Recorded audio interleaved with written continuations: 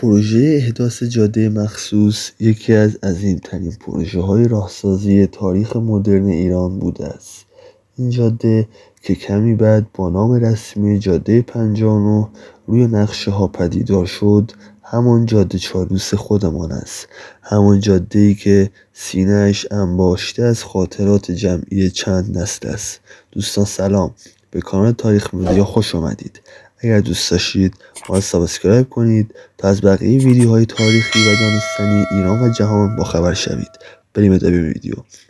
در دوره قاجار جاده‌ای بین کرج و چالوس وجود نداشته و تنها یک مسیر خاکی و مالرو راه دسترسی به روستاهای این منطقه را تشکیل میداد، اما به گونه‌ای نبود که ارتباط دهنده شمال و جنوب کشور باشد. این جاده حتی در دوره شاهان قاجار وقتی برای تفریح به منطقه شهرستانک چالوس می‌رفتند، همین مسیر خاکی را با کالاسکه طی می‌کردند.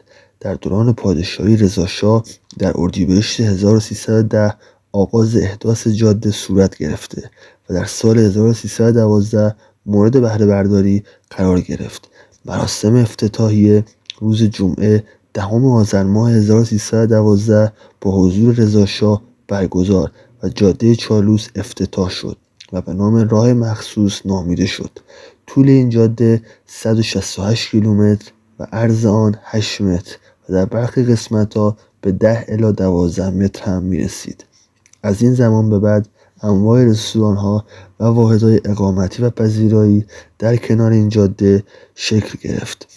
به گفته شفاهی از مردم قدیم، کارگران برای کندن تونل و ساخت راه، چون که تجهیزات نبود و کار بسیار سخت و دشوار بود، با یک سکه 5 ریالی که در آن زمان ارزشمند بود تشویق می‌کردند و گفته می‌شد به ازای هر کلنگ پول داده می‌شد و در آن زمان واقعاً یک پروژه ارزشمندی رو به اتمام رساندند.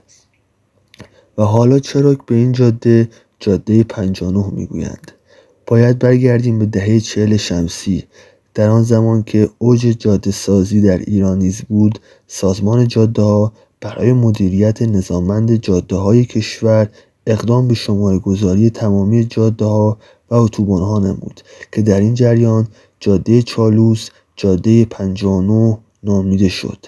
خیلی ممنون از توجهتون که تا انتهای ویدیو همراه ما بودید. لایک فراموش نشه و نظراتتون رو برای ما کامنت کنید. بدرود.